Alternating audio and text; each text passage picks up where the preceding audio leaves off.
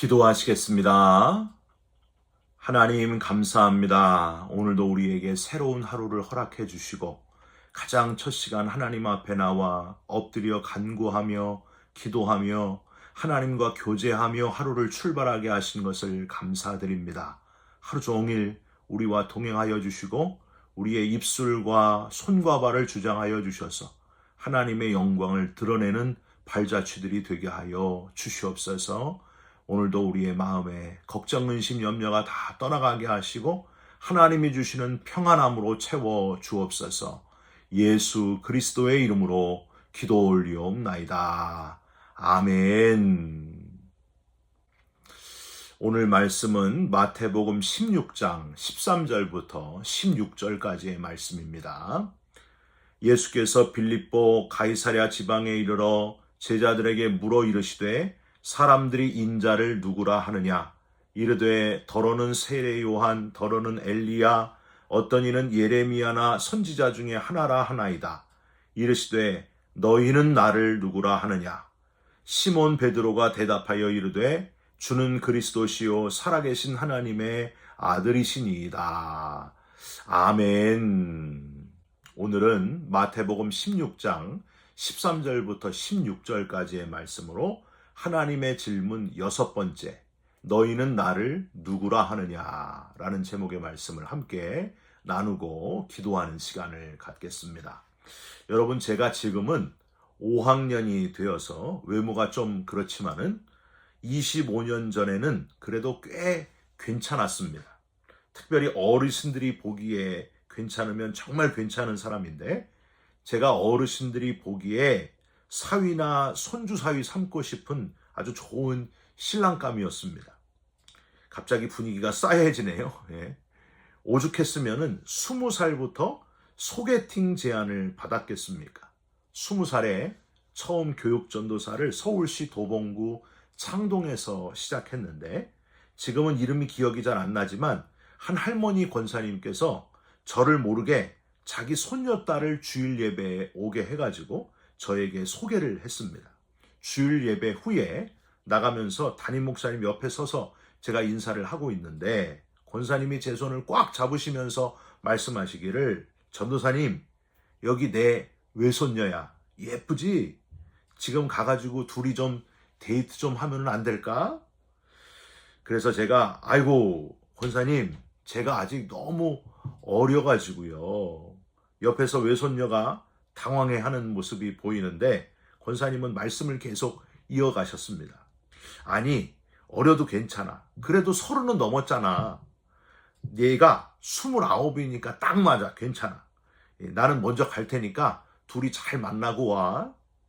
권사님, 제가 권사님을 붙잡았어요. 권사님 잠깐만요.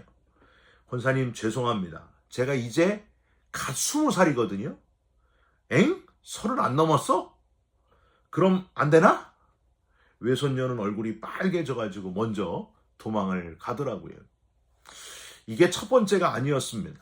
25살 될 때까지 한 3번 정도 이런 비슷한 소개팅을 받게 되었는데, 그 중에 가장 결정적이었던 경우만 말씀을 드리려고 합니다.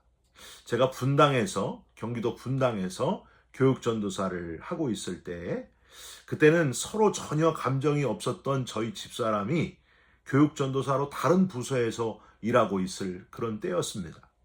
이름을 밝힐 수 없는 한 여자 권사님이 저를 특별히 귀하게 보시고 일주일에 2번이나 3번 정도 갑자기 나타나셔서, 점심때 나타나셔서 저만 데리고 나가셔가지고 점심을 사주시곤 하셨습니다. 저희 집사람을 비롯한 다른 전도사님들이 부러움의 눈길로 저를 쳐다보는데 저는 어쩔 수 없었습니다.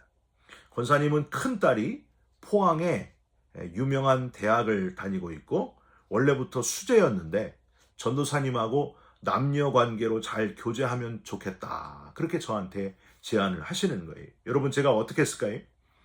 남편 권사님은 미국에 계시고 이름만 대면 아는 유명한 건축가시고요. 한의사시고 딸 중에 첫째 딸을 저에게 이렇게 소개를 하시는데, 제가 일단 만나보고 말씀드리겠습니다 했습니다. 방학 때가 됐어요. 드디어 저와 그 자매가 만나게 됐는데 한 3번 정도 만날 때였던 것 같습니다. 자매가 이런 이야기를 저한테 하더라고요. 전도사님 참 좋은 분이시라고 엄마가 엄청 칭찬하시고 아빠도 전도사님을 참 좋아하세요. 그래요? 감사합니다. 저도 권사님으로부터 자매님, 맏딸, 자매님 이야기를 참 많이 들었습니다. 정말 똑똑하시고 순수하시다는 얘기 많이 들었습니다. 한참을 걸어가다가 어느 정도 확실해야 만남을 계속 이어갈 것 같아서 제가 용기를 내가지고 물었습니다.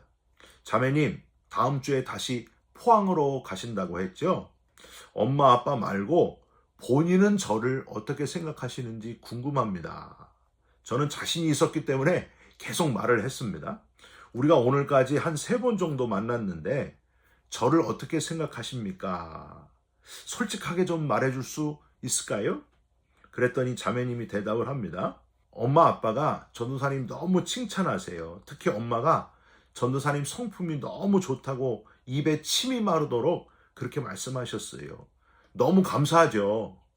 저희 아빠가 전도사님 젊으신데 새벽 기도도 안 빠지시고 설교도 잘 하신다고 말씀하셨어요. 아유, 과찬이세요. 그런데 저는 당사자가 중요하다고 생각해요.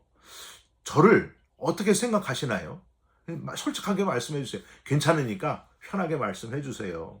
자매는 잠깐 멈칫하더니 결국은 이렇게 대답을 하더라고요. 저는 아닌 것 같아요. 이렇게 대답을 하더라고요. 여러분, 제가 얼마나 힘이 빠졌을까요?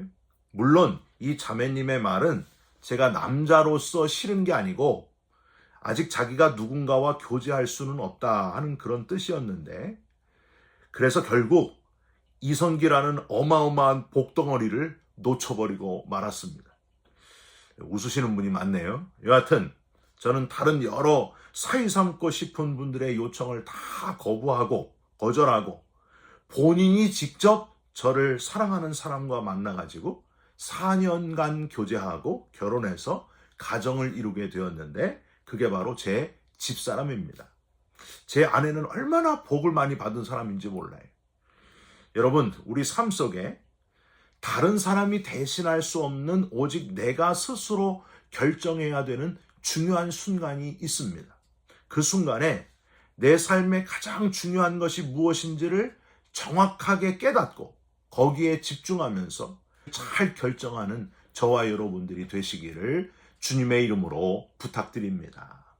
지난주에 우리는 하나님의 질문 5번째, 2가지 환상, 살구나무 가지 환상과 북에서부터 기울어진 가마 환상을 보여주시면서 눈물의 예언자 예레미야에게 내가 무엇을 보느냐 말씀하셨던 하나님을 함께 살펴보았습니다. 뭘 우리가 나눴죠? 눈으로 보는 것 때문에 다윗 왕처럼 크게 죄를 지을 수도 있다 하는 것하고요. 가나안의 정탐꾼 여호수아와 갈렙처럼 눈으로 가능성을 보는 사람이 되라. 불가능이 아니고 가능성을 보는 사람이 되라 하는 말씀을 함께 나누었고요.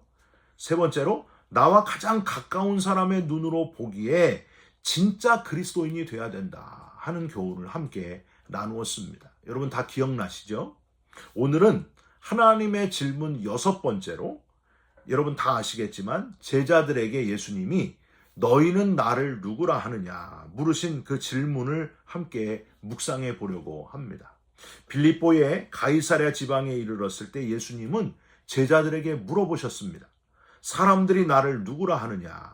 그랬더니 제자들이 뭐라고 대답합니까? 14절 한번 보세요.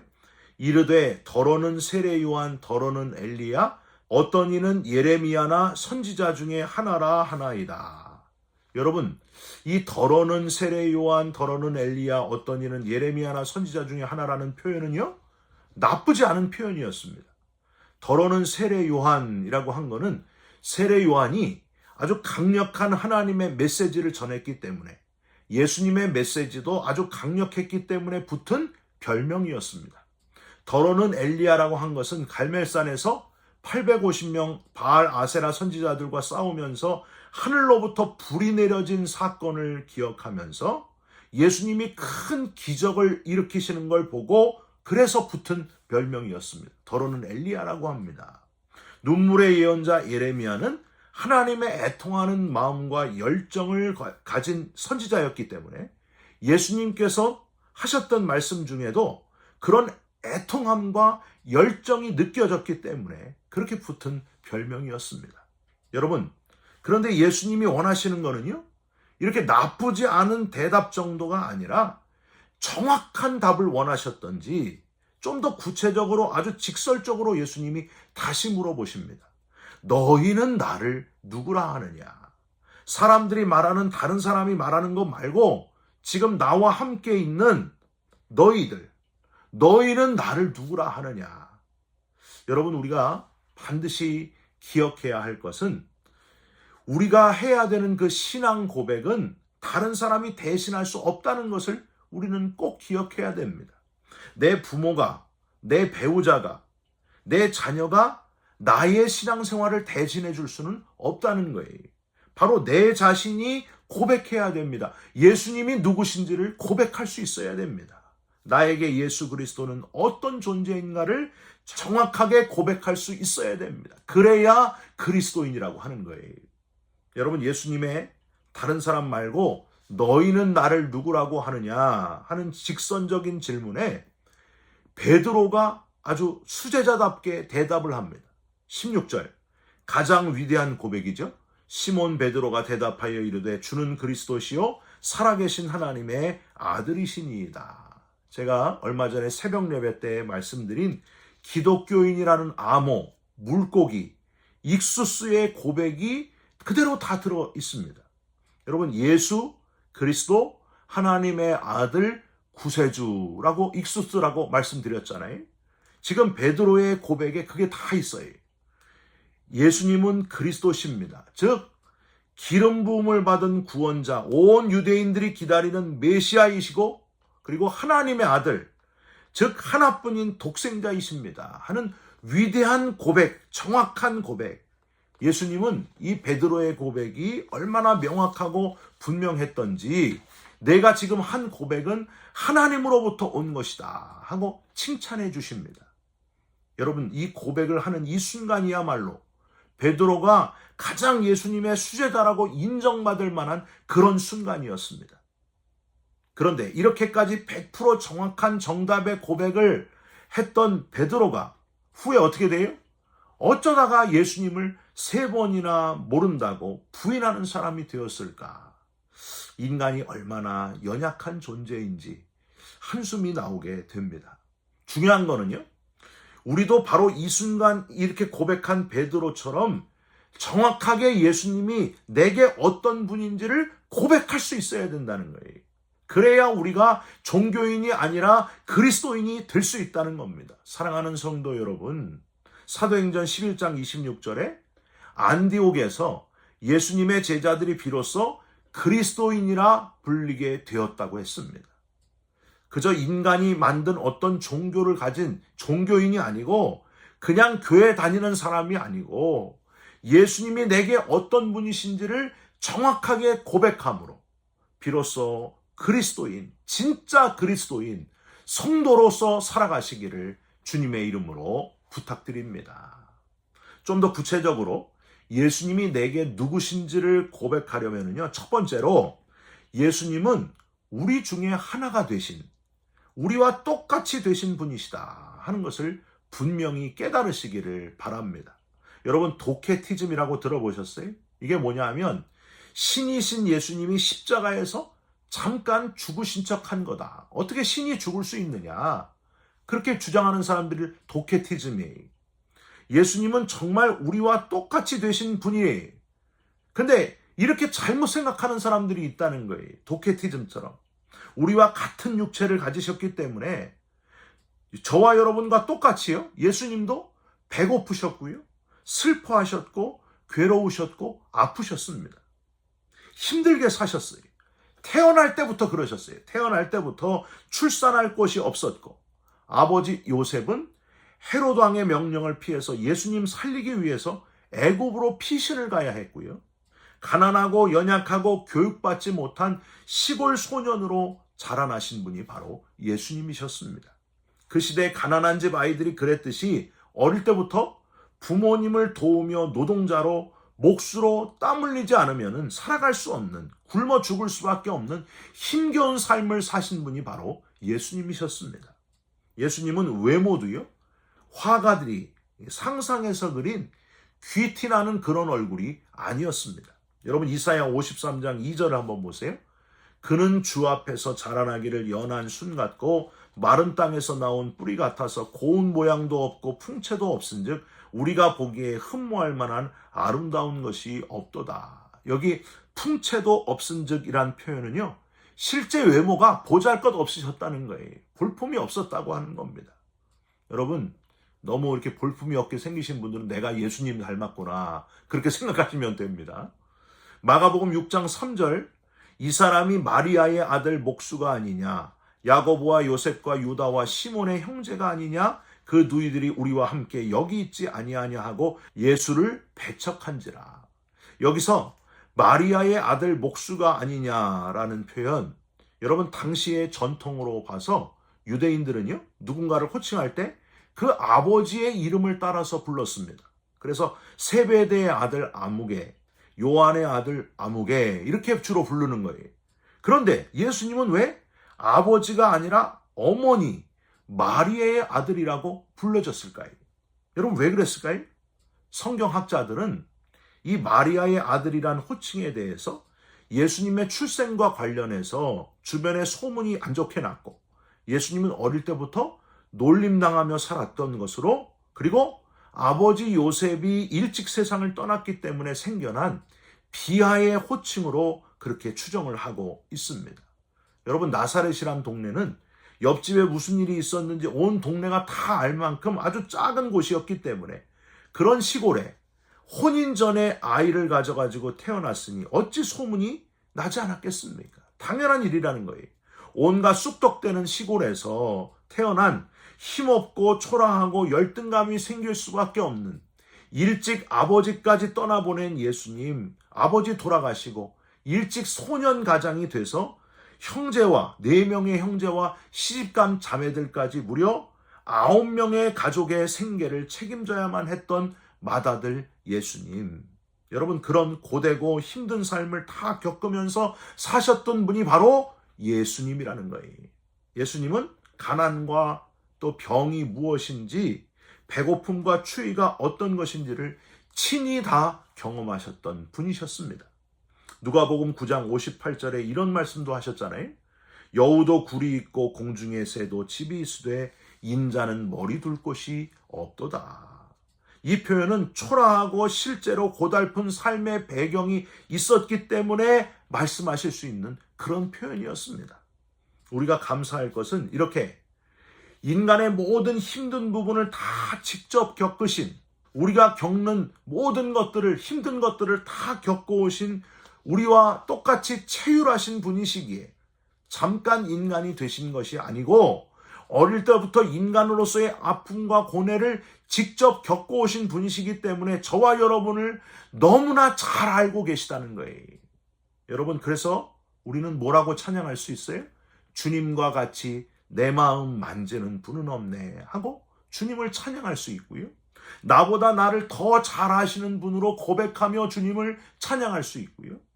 나를 잘 아시고 나를 이해하시는 주님이시라고 그렇게 고백할 수 있다는 사실입니다. 여러분, 또 하나, 예수님이 누구신지를 고백하려면 우리와 똑같으실 뿐만이 아니고 우리 인생의 끝, 가장 근본적인 문제를 해결하신 분이 예수님이라는 사실을 기억해야 됩니다. 여러분, 우리 인생의 끝이 뭐예요? 죽음입니다. 한 사람도 빠짐없이 죽음은 누구에게나 다 오는 것인데 두려움 때문에 우리가 서로 죽음에 대해서 평상시에 잘 이야기를 하지 않아요. 그러다가 갑작스런 죽음의 소식에 충격을 받게 됩니다.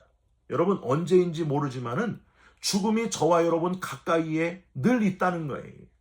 죽음이 눈앞에 있기 때문에 우리는 내 곁에 있는 이들을 소중하게 여기면서, 또한 항상 눈에 보이는 안개와 같은 것들을 거기에 너무 집착하지 말고 살아야 된다는 거예요. 여러분, 그렇게 사시기를 주님의 이름으로 부탁드립니다. 잠시 세상에 내가 사는 거예요.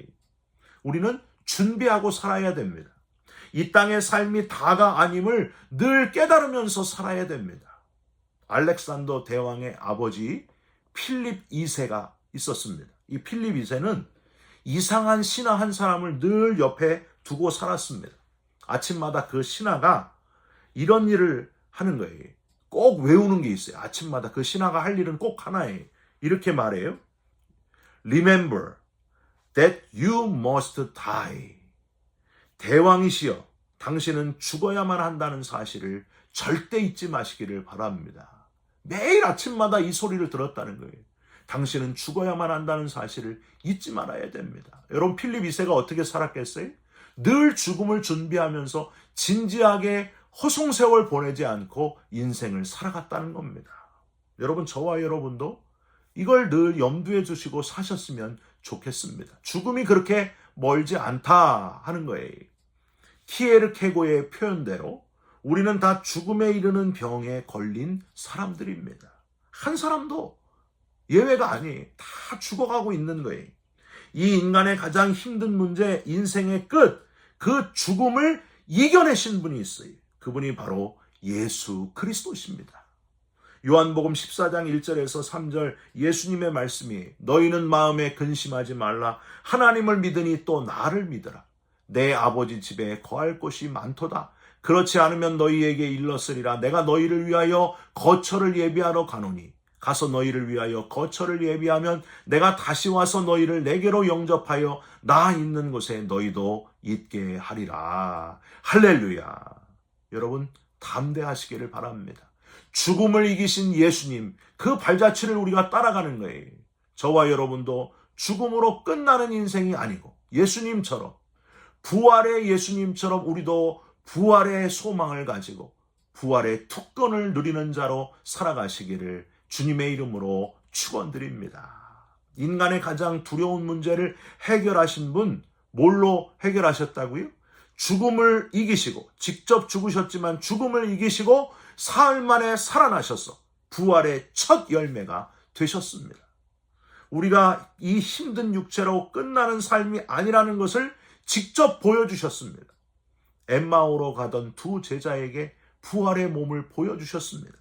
막달라 마리아와 11 제자에게도 부활의 주님의 모습을 보여주셨습니다. 심지어 500명 이상에게, 여러분 놀라지도 않아요. 500명 이상에게 죽음을 이기신 부활의 신비한 몸을 보여주셨습니다. 직접 보여주셨습니다. 문제는 이렇게 부활의 몸을 직접 보여주셨는데도 믿지 않는 자들이 아직도 많다는 거예요. 여러분, 우리가 지금 왜 이렇게 예배의 자리를 지키고 있습니까?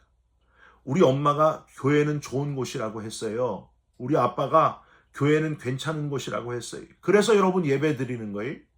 여러분, 중요한 건 누구라고요?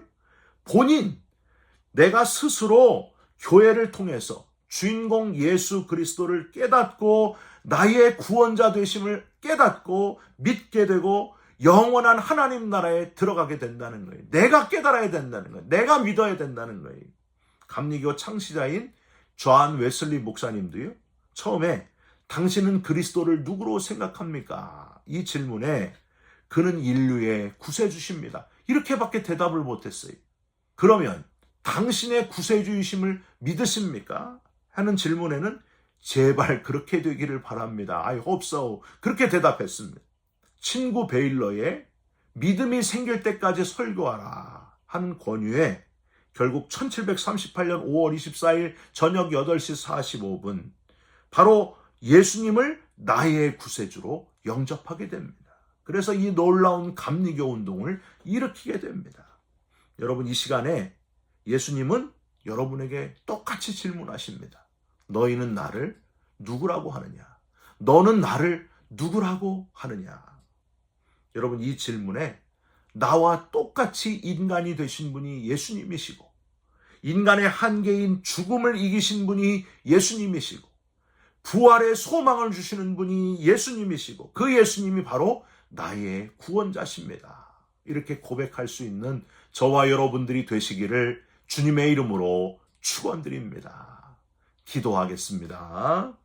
너희는 나를 누구라 하느냐 물으실 때에 베드로처럼 주는 그리스도시요 살아계신 하나님의 아들이십니다. 바로 나의 구원자이십니다.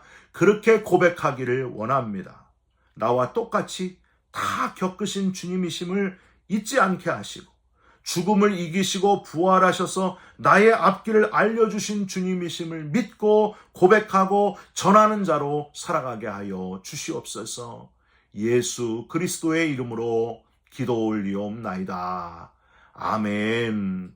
하늘에 계신 우리 아버지여, 이름이 거룩히 여김을 받으시오며 나라가 임하시오며 뜻이 하늘에서 이룬 것 같이 땅에서도 이루어지이다. 오늘 우리에게 일용할 양식을 주옵시고 우리가 우리에게 죄진 자를 사하여 준 것 같이 우리 죄를 사하여 주옵시고 우리를 시험에 들게 하지 마옵시고 다만 악에서 구하옵소서. 나라와 권세와 영광이 아버지께 영원히 있사옵나이다. 아멘.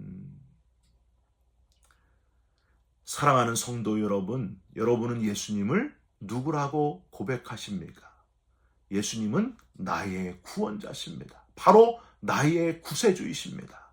이렇게 고백하는 저와 여러분이 되시기를 주님의 이름으로 축원드립니다. 여러분 사랑합니다. 축복합니다. 감사합니다.